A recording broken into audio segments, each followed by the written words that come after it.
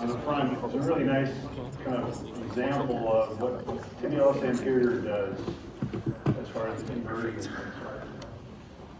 So not only we'll try to, they don't include the dorsiflexion component, but obviously when it wants to just work alone, it's going to pull from the tibia down onto the medial part of your arch. So as it dorsiflexes, because it passes in front of the ankle joint, it's also going to turn the sole inside and cause inversion. So, where we've been, where we're going, and finish what we began, because we didn't get to the posterior compartment. Lower leg last class, those slides were posted before. Some more views of the foot. Area of interest is the medial ankle. That's where all the important stuff passes into the foot. It's right behind the medial malleolus or medial ankle. And so the nerves and vessels involved. Muscles on the dorsum, you notice there's two little muscles that are on the top of your foot and 18 on the bottom. So there's 20 muscles in the foot. Usually the ones in the dorsum aren't really included as intrinsic muscles, although they are. They are intrinsic to the foot. They're on the dorsum. And there are 4 layers of muscles on your sole. So just like in the hand, and you'll see the analogies, there's very similar things happening in the foot that happen in the hand. There's a few differences that you just have to remember as we go forward. So, last class we talked about the anterior compartment. This is one figure from Moore. It's a very nice figure. It's really well drawn. And the muscles of interest are tibialis anterior, of course, below the knee, so no function on the knee whatsoever, but it crosses anterior to the ankle joint. It's quite a meaty muscle, quite strong. And I encourage you to look at the attachment in the lab. There's 2 points. One is basically on near the cuboid and the first metatarsal base, so there's 2 attachment points to it. But it's on the inside of the inferior surface of that surface. Hence why it helps to not only invert the foot, but as you'll see in the class on Friday, it helps to support that medial longitudinal arch of your foot. That's why you have such a big high arch on the inside of your foot. Some of these muscles, and you hear about another one shortly, where they attach, they basically start to pull the roof up on the arch. That's TA. Extensor digitorum longus is deep to tibialis anterior. You just have to cut it away to see it. Comes down, gives rise to 4 tendons that go into and become the extensor expansion on the top of your foot. And it's excluding the big toe. So these are the 4 tendons here for extensor digitorum longus as they come in. Extensor hallucis longus, tendon that goes right to the base, the distal phalanx of the big toe. And in fact, it's quite a sizable muscle as well, and it has a selected attachment to the big toe. So that's extensor hallucis longus, and then where's tertius? And fibularis tertius, the last of the anterior compartment. It's a tiny muscle. It starts its origin about halfway down between the fibula and tibia and the interosseous membrane, runs down and inserts right on the outside dorsal surface, the base of the 5th metatarsal. So right on the top of it, and right behind it, on the tip of that extension back, is a different muscle. So you should know the difference between the two of them. That's fibularis brevis. Tertius is right on the top. So that inserts there. Because on the lateral side, outside of the foot, sure, it's going to be a weak dorsiflexor like all the others, but it's also going to evert, or turn the sole out. Okay? That's your first everter. All 4, deep fibular nerve. Okay? So the second branch that comes off the common fibula is the deep fibular. It curls around and goes right onto the anterior compartment, supplies all these guys. Don't forget that extensor hallucis, although it goes to the big toe, and extensor digitorum, although it goes to the other toes, cross the ankle joint. They're not trivial at dorsiflexing. So when you need dorsiflexion, again, a heel strike while you're walking, when you strike the ground on your heel, your foot doesn't flap.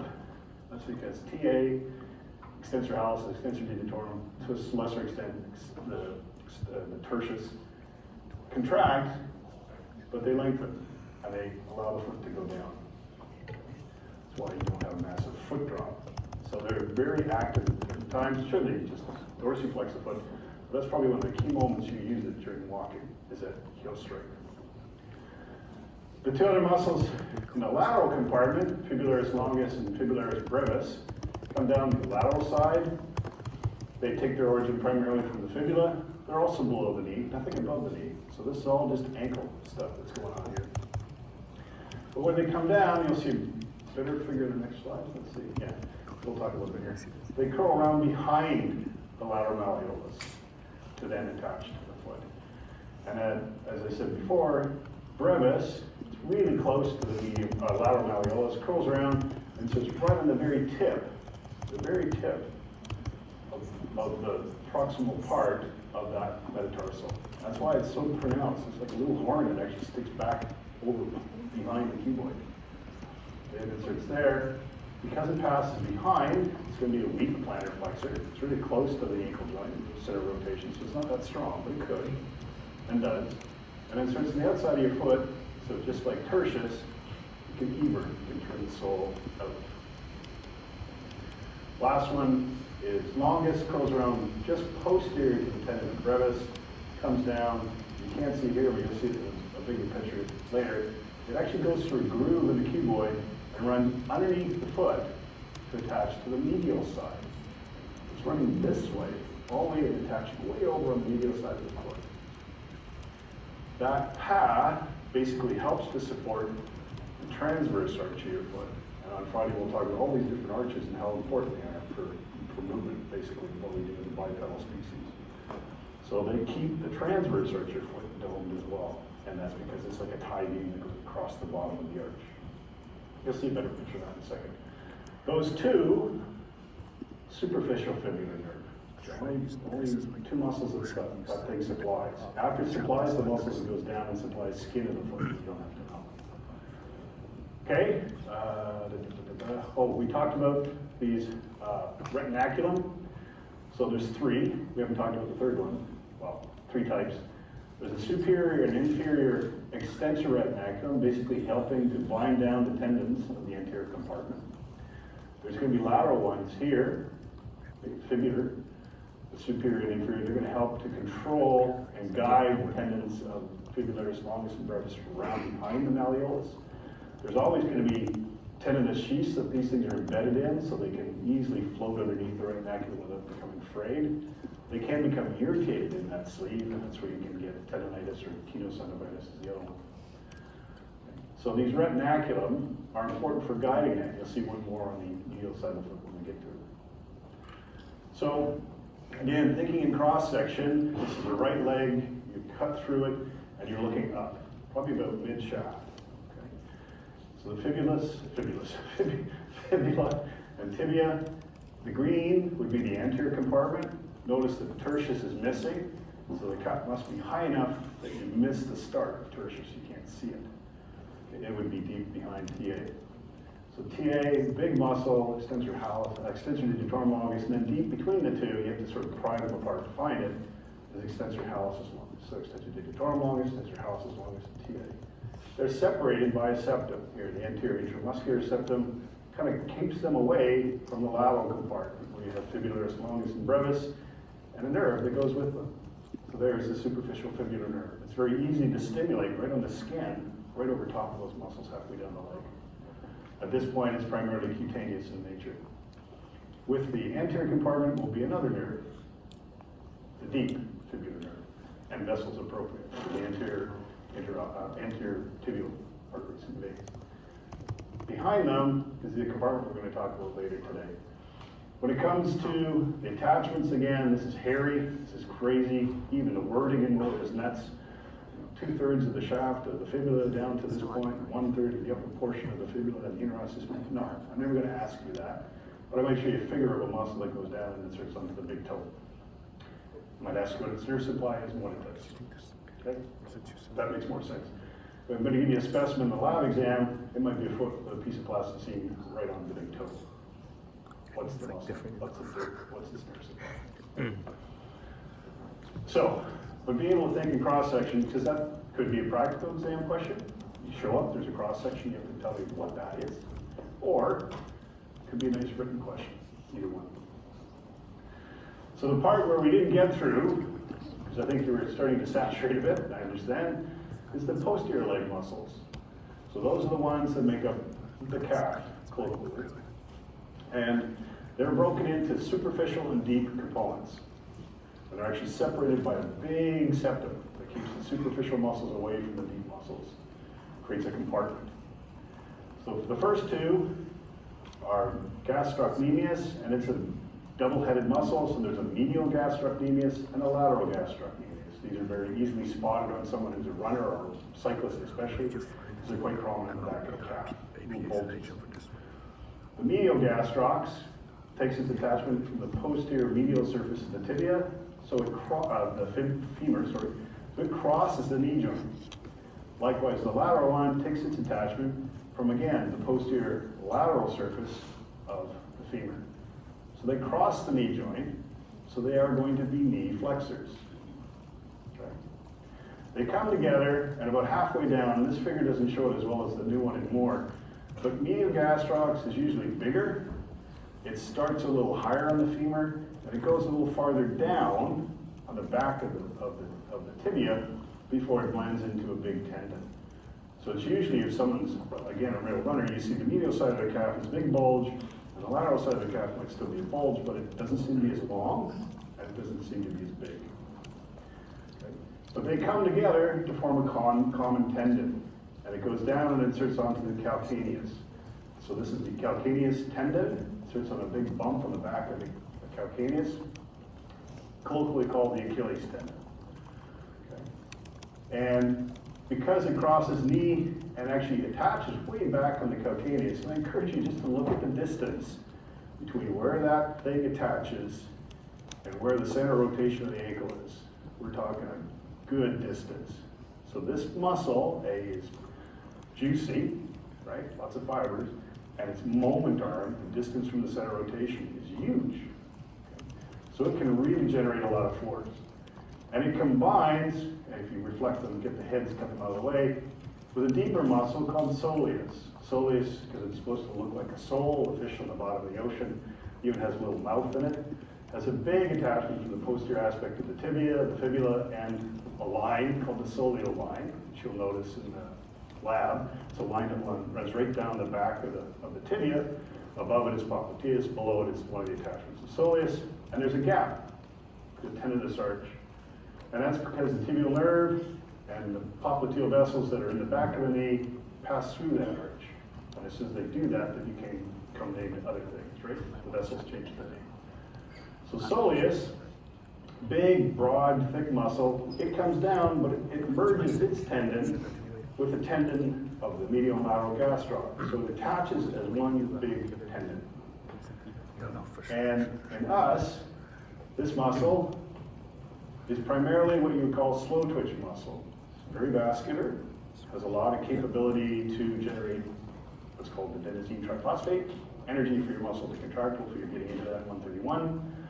And so that muscle is built to sustain long contractions. So it's on right now for me. It's helping me stay up by creating a gentle plantar flexor force against the ground, because if it wasn't on, I would fall forward. Okay. My center mass is slightly in front of the center rotation of my ankle. So you're always trying to keep a little force to keep your upright. And that's soleus. So the three of them, they talk about soleus being primarily for strolling, gastrocs for jumping and running, because it's way more powerful. Its contribution is usually more large muscle fibers called fast twitch. They're the ones that make you jump. Okay?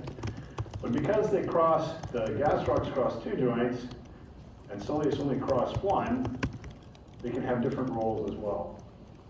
If you think of a knee flexor, plantar flexor situation for gastrocs, if you put me in a situation where I am extremely plantar flexed and my knee is flexed, gastrocs is just an impossible bag.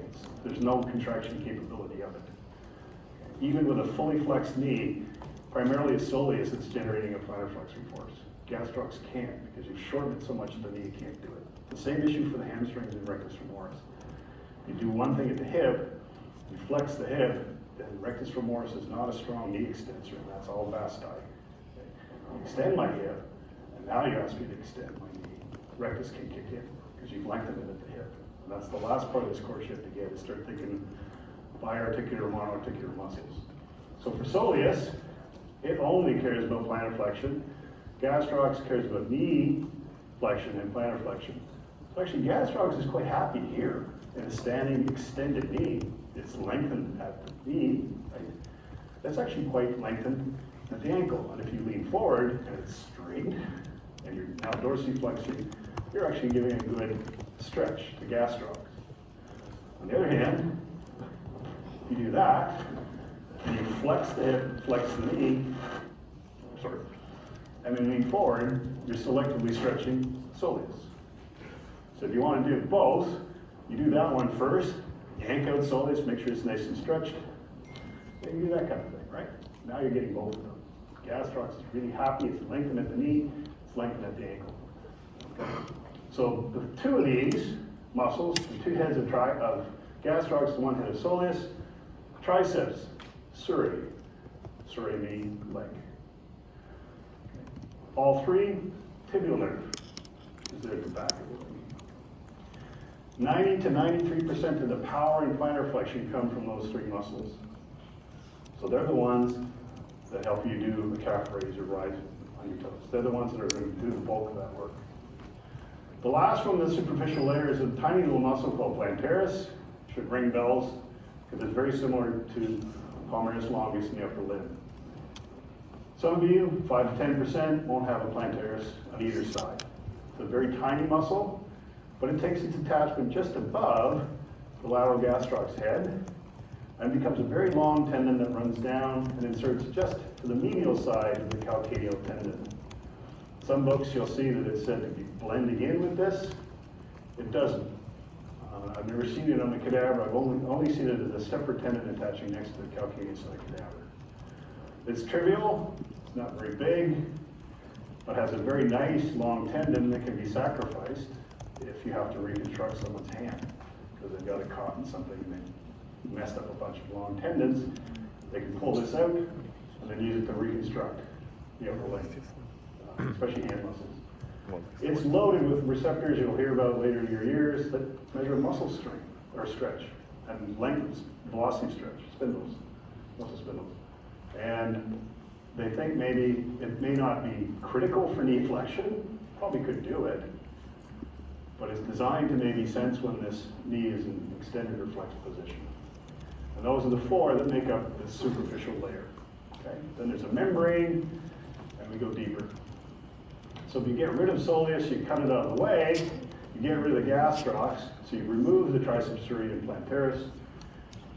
You're left with the one muscle we've already talked about, the popliteus muscle. Takes one attachment from just above where soleus attaches. Again, it curls around through the joint capsule to go and grab the lateral condyle of the femur above it.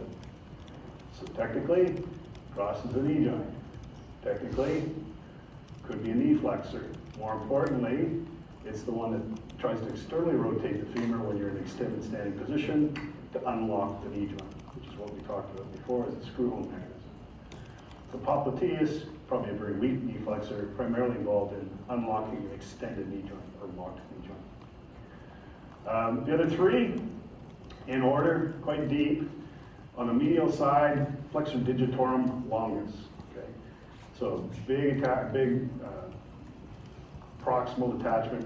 It'll curl around and go behind the medial malleolus and into the foot. I'll show you where it attaches in a second. Next to it, on the sort of the more lateral side of the calf, we get the actual triceps surae out of the way, is flexor hallucis longus. Same kind of attachments up here. It'll curl around again right behind the digitorum longus and course down into the foot. And obviously it's going to insert where? The base of the distal head of the phalanx of the big toe. Now the interesting thing is, in us, I don't know if it's cross species, flexor hallucis longus is probably 1.4 times bigger than digitorum. So although digitorum goes to the 4 toes, this only goes to 1.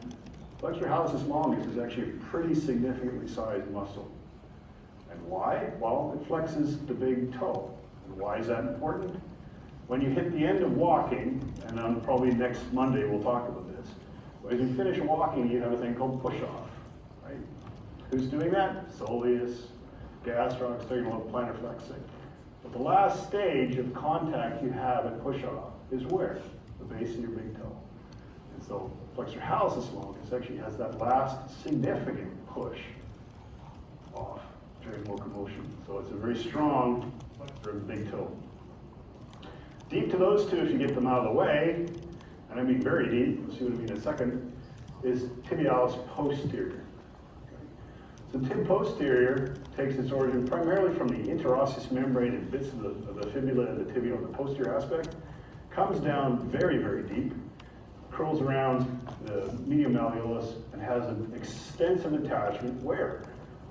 Right next to TA, but coming from behind the malleolus instead of front of it, and attaching to basically, let's see, the navicular, some of the cuneiforms. I think you might even get to one of the metatarsals, or two of them. Okay, it's attaching in this big spread right underneath the medial part arch of your foot, and you'll see maybe that's important as well. Okay. Again, all tibial, all the tibial nerves they pass through. Those are your deep muscles. So if you look up here, again, there's a lot of stuff. I wouldn't ask this, it's just too complicated. But maybe, just maybe, you know, the difference between popliteus and semimembranous is hamstring, that should be pretty evident. You should be able to figure that one out. Okay, this is the figure from more of the exact same stuff we just talked about. It's actually very well done. There's one error. I noticed this. If number 5 is the medial malleolus here, it's the lateral malleolus here. So I don't know, that should be pointing on the other side. So these are the kinds of things when you go to a new edition, just someone made a mistake. You should have been able to figure it out too. Triceps suri, lateral medial head of gastrocs and soleus, plantaris, and then if you remove them, you get the deeper layer, tib posterior, flexor digitorum longus, hallucis, flexor hallucis longus, and popliteus. Okay. All tibial nerve. So, again, if you think in cross section, now we just blank out the anterior and the lateral compartment. There is still another septum, the second one, posterior intramuscular septum. That's going to separate basically the lateral compartment from the posterior compartment. And in here, they've got the superficial ones in bright orange, and the deeper compartment is in this, whatever color that is, pinky, something orange, I'm not sure what. So you can see soleus, you can see the lateral and medial gastrocs. You can see there's a lot more medial gastrocs than lateral gastrocs. And you see how big soleus is and how tiny the gastrocs are. That cut has to be just before you lose the gastrocnemi in a cross section, just before they become tendon. So it's just at the end of someone's calf, as those gastrocs are tapering into being the tendon, they cut just above that. And so you've got very little here and a lot of soleus. If you went much higher in the calf, you realize that these guys are not trivial in size, and they're actually higher up, they're actually bigger than the soleus. There's a big septum in between, right here. Number 5 is the transverse intramuscular septum, separating the big calf muscles from the deeper components. So flexor digitorum longus, behind the tibia, flexor hallucis longus, more behind the right fibula, and then deep, very, very deep, is tibialis posterior. Right, basically attaching to the interosseous membrane and the side, medial lateral sides of these two. And the vessels that go with them. So this would be the deep nerve, deep tibial nerve, right here. There would be the nerve to the anterior compartment, so deep, or I should say, the deep fibular nerve, and here's the superficial fibular nerve. And the appropriate vessels that go with them. You should be able to think like that. And again, when you look at these figures, some of them are very complicated, but if I put a blob right on the calcaneus, God hopes you would get that right. Okay? So look in the lab to see, and I did this last night with my dog. He likes hunting squirrels. So he's on the other side of, you know those benches on Main Mall, those long benches? So he's crouched down behind this bench. There's a squirrel on the other side. I've never seen him do this before. He comes up to the bench, and all of a sudden, he popped right over top of the bench and almost landed on the squirrel. The squirrel's like, ugh. Of course, he didn't know what to do once he landed, and he just scared the squirrel and looked at each other for a second, and the squirrel up the tree. I've never seen him jump like that. But he's half Bernese and half poodle, and if you play with his Achilles tendon, there's a gap between the tendon and his bone. You can actually put your fingers in there. It's huge momentary. And I got to thinking of it. Think of a kangaroo. Kangaroo has a huge Achilles, and it's way out from where the ankle joint is. That kangaroo, why? Because they can bound like crazy. And if I was impressed, he might not be like this. My dog can jump. Can't catch squirrels, but he can jump. He's enthusiastic. He's got that. Okay. Where do they go? So this is where we start to get into the foot and it gets a little tricky. So if you think of flexor hallucis longus in blue here, remember this is one of the ones that's coming from the posterior compartment. As it curls around the medial malleolus, it sends its long tendon all the way down through the two sesamoid bones and attaches to the distal phalanx. So it's a pretty simple attachment. And it's a very strong muscle.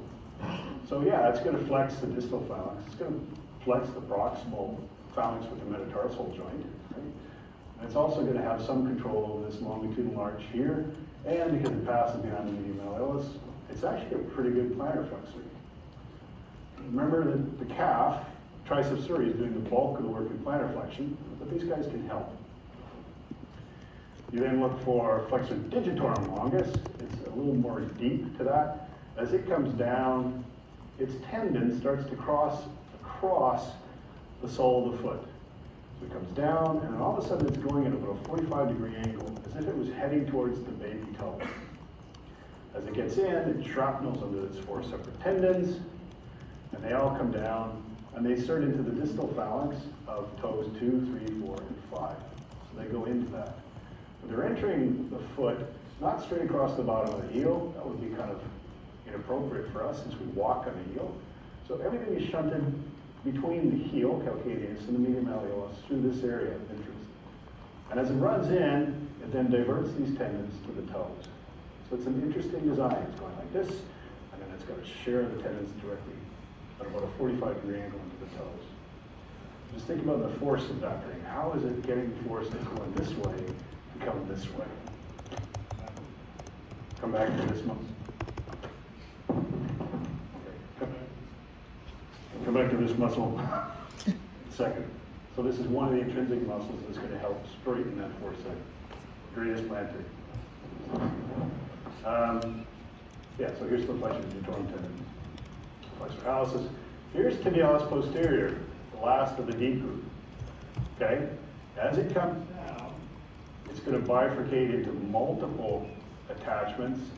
It's attaching very closely to where tibialis anterior attaches, right here, attaches there, and then all the way underneath these deep muscles. So like the TA, it's on the inside of the foot. So it's going to help with inversion of the foot. Because it passes behind the ankle, it's a weak plantar flexor. In fact, probably what it does is support the arch when you're standing in a weight-bearing position. So it's not plantar flexing the ankle, but it's grabbing medial arch and pulling it up and keeping it supported, like an active ligament.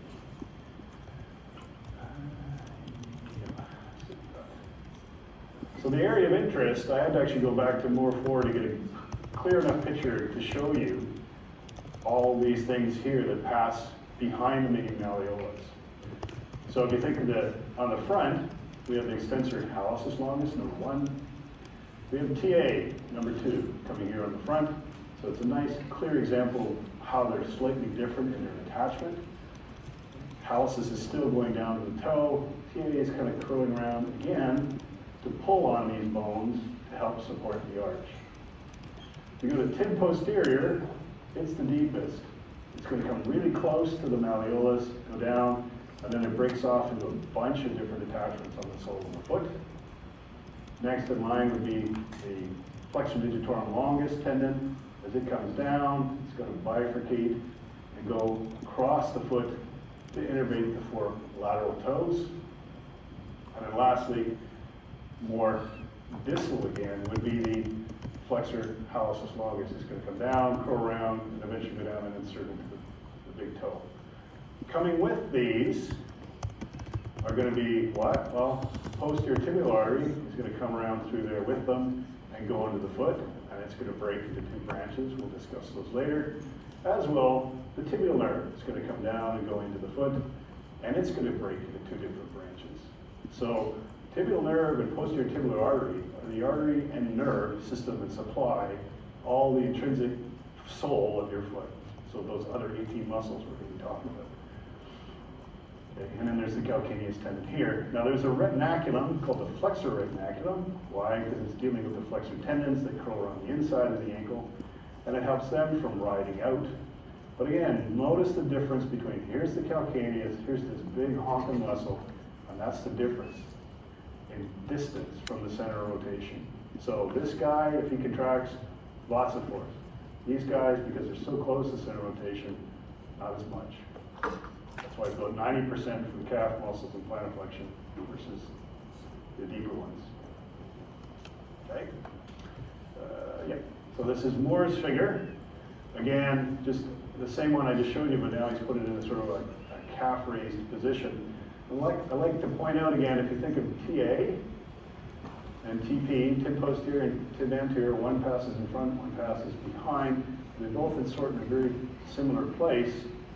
So while tib posterior wants to plantar flex and invert, TA wants to dorsiflex and invert, and to get pure inversion of the ankle. So if you think of me in the anatomical position, if I want to just invert, sole straight, no dorsiflexion, no plantar flexion, that's the two of them working together. Okay, so TP and TA will do that. And that's handy actually to think of making cutting motions and stuff like that. So they're important. This is the same thing we saw before, but this is the newer one. I like these. So here, coming into the foot, would be the flexor hallucis longest, going right to the big toe. Here's flexor digitorum, longest, going to the other toes. You remove those two, this extensive attachment belongs to tibialis posterior.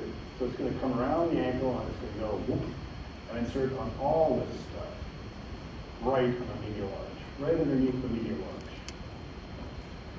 Remember fibularis longus, it came from the outside of the ankle and then curled in a groove in the cuboid and ran way over here. Well, that's the way it goes. So they kind of crisscross. And the two of them do what? Help support that arch. So not only is your foot arched high on the inside, medial longitudinal arch, there's a low one on the outside. The lateral arch is lower. But then there's the transverse arch as well.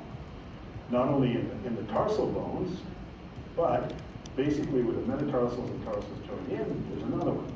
And then there's another one where the tarsal heads are. And you'll see that some intrinsic muscles are important supporting that. So there's multiple arches to the foot. The foot's not this block. It's actually quite dynamic and movable, and unfortunately really easy to injure because of that. So, reviewing nerves for the lower limb. It's a nice figure for more. I like this one. Sort of summarizes the whole nervous thing.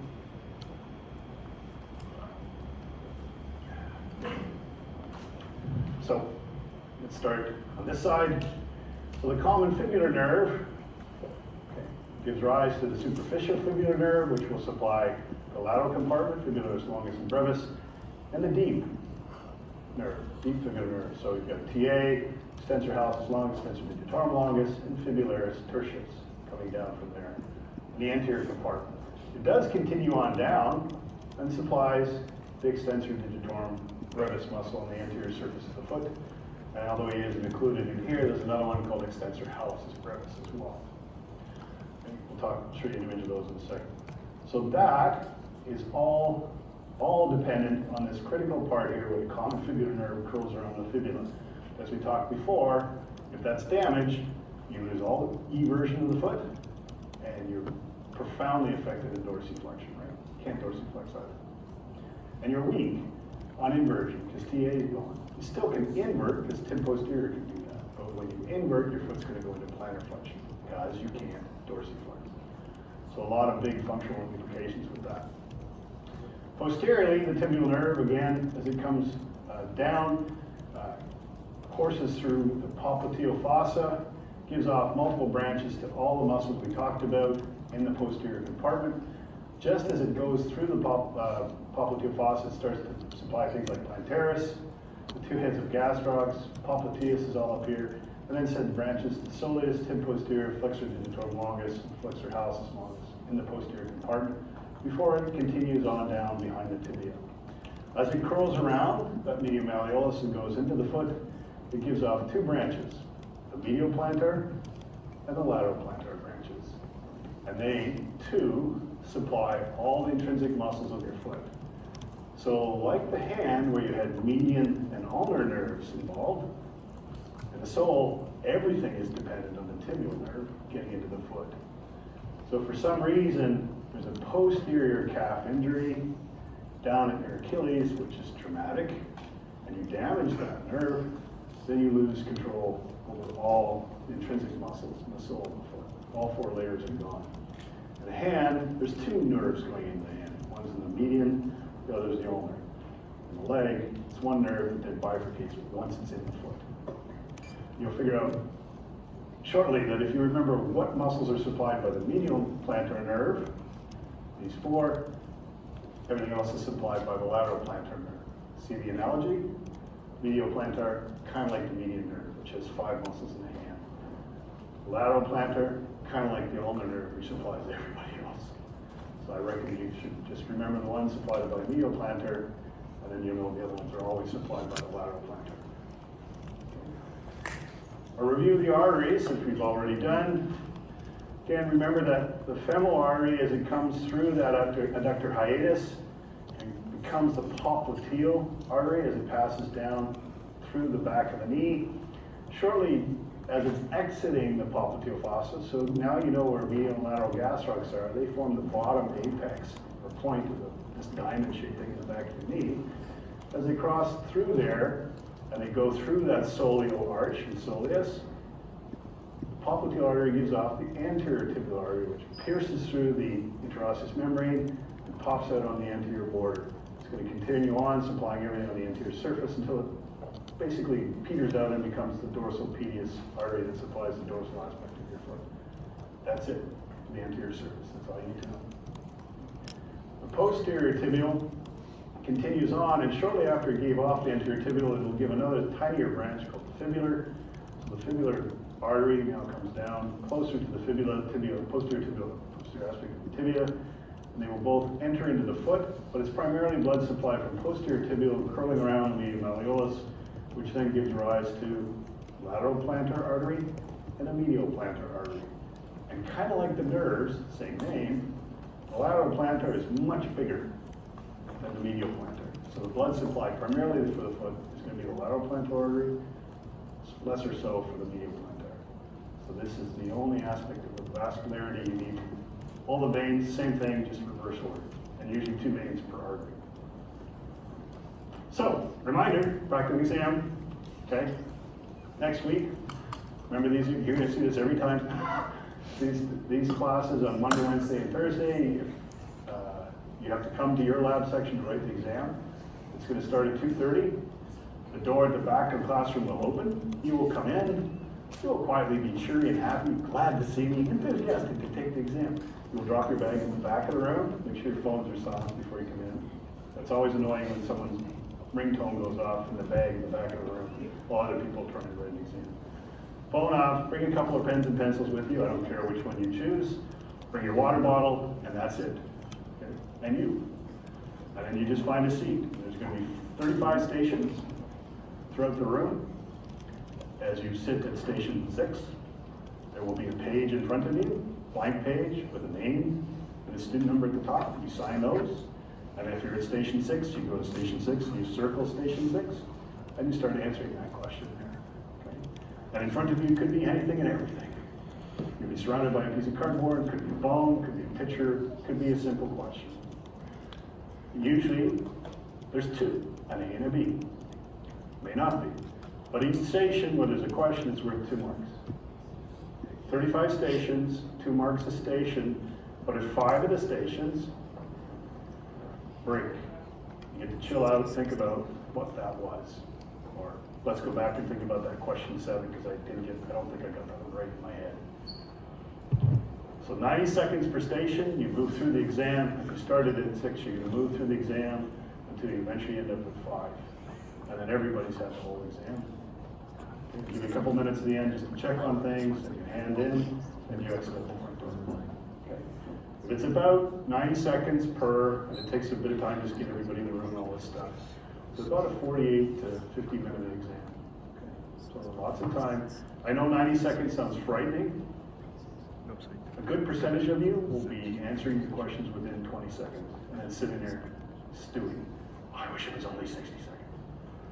Maybe not. Maybe some of you will get to the 89-second mark and go, I wish I had more time. I don't know. But that's how we'll do it.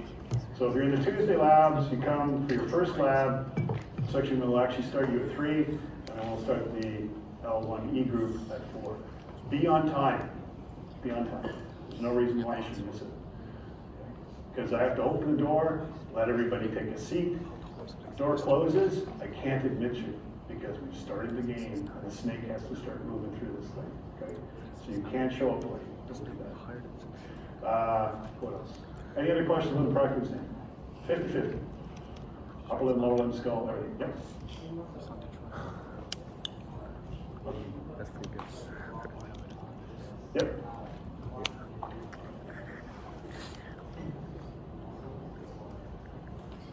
I would probably say what 3 most attachment. If you wanted to say gastroc, soleus, and plantaris, I'd probably have to even take that as correct. But you'll see in the skeletons that the calcaneal attachment is a big blue blob. The medial border of the calcaneus is a little blue blob. That's plantaris. You'll have fun. You'll leave that exam going, God, I didn't know I could learn so much. I hope. Okay, we talked about the first 2 that are in the foot. Extensor digitorum brevis and extensor hallucis brevis. They basically have a common attachment, dorsal surface of the calcaneus. So in the lab, in the skeletons, you'll see a little red blob right back, and there's a real gap in here between where the calcaneus, the talus, and the actual cuboid sit. There's a little hole. And that's where this muscle takes its origin. So that's the doughy, mushy red stuff kind of underneath the dorsal skin, the padded bit back here. That's what you're feeling. So you're feeling the 3 heads of extensor digitorum brevis. They come down, and they join up with the extensor digitorum longus tendons into the extensor expansion of basically the second, third, and fourth toes. Okay. There's another part that takes the same attachment again, and Snell and some other anatomy books, they just think of this as extensor digitorum brevis as well. Moore, Grant, Gray, all say that the extensor hallucis brevis is a separate muscle because it has a very distinct attachment, and it attaches to the base of the first thallus, okay? So on the dorsal surface. So it actually doesn't have any purchase to the big toe, distal thallus. It only has the proximal one. So that's distinct for the extensor hallucis longus, which only is the big toe tip, and brevis, which is just the middle one. But again, it's pretty good size, and these 4 would be the deep fibular nerve, the 4 heads. So we don't have anything like that on the hand. There's nothing in the dorsal of the hand. We do in the foot. So, if you think of the layers of the foot, there are 4 different layers of muscles. And literally, as you're dissecting down the foot, it's tricky. It's hard, one of the harder regions to dissect. As you pull off the skin and you start to go through very thick ponderosa, some of which we'll talk about Friday, you can start to come across these intrinsic muscles that are intrinsic, that are right within the foot. The first layer has 3 muscle components. There's the abductor hallucis, okay? Attachment primarily to the sort of medial aspect of the calcaneus. It'll run anteriorly and inserts basically in the base, lateral surface of the proximal phalanx, and has a little spit of a tendon that goes to the sesamoid bone that would be here. So this, remember now that the toe is not separate from the rest of the foot like it is in the hand. It's actually bound in there. So although this can abduct, and actually most of you are probably good at abducting your toe, bringing your big toe medially, standing, laterally in the anatomical position, so this way, it's also a really strong plantar flexor of that big toe. And because of its path, now you can see, oh, it's trying to pull the calcaneus and the big toe together. It's trying to support the medial arch, medial longitudinal arch between your heel and the toe. It's going that way. That's the one you can feel on the inside of your arch. This is sometimes they'll cramp at night. You get a big cramp and your big toe starts being sore. It's this one. Next to it, running from the calcaneus and going into and becoming 4 separate tendons, flexor digitorum brevis. Huh, okay. Now we know why there's a flexor digitorum longus, there's a flexor digitorum brevis. The difference is profundus and superficialis in the arm are all external to the hand. In the foot, only the longus comes from the outside. Flexor digitorum brevis is built into your foot. And again, we're running from the heel, becoming 4 separate tendons. And if you notice the configuration, it's going to be closer to the ground, and the tendons of the longus are going to be coming on top of it. So how do you get these two to match up? Well, now you split the tendon of the flexor digitorum brevis, and the longus passes right through it to hit the distal phalanx. That means these tendons that have split are attaching where? To the middle phalanx on either side. Sound familiar? It's just like the relationship of profundus and superficialis for the hand. It's a little different design because it's the more superficial one here that's actually within the foot. But if you look at its line, it's going to have nice ability to flex the toes, just not on the distal phalanx. The distal phalanx has to rely on the long tendon getting there. Both of these, flexor digitorum brevis and abductor hallucis, are supplied by the medial plantar nerve. There's the first two that you have to remember are supplied by the medial plantar nerve. Next to them would be abductor digiti minimi. So it's taking its attachment from sort of the lateral inferior surface of the calcaneus, it runs up, then inserts in the lateral surface, proximal phalanx of your little toe, so toe 5. So again, although it can abduct, because it's running so inferior and up to the toe, it's actually a pretty good flexor of the little toe. And this guy is going to help support the arch on the lateral side. So again, these are tie beams that are running from back to front, and they're trying to keep that foot arched. Okay. Its supply, lateral plantar. Makes sense, it's on the lateral side of the foot. That's where the nerve goes. Okay. I gotta stop there. We'll start reviewing the layers of the foot on Friday.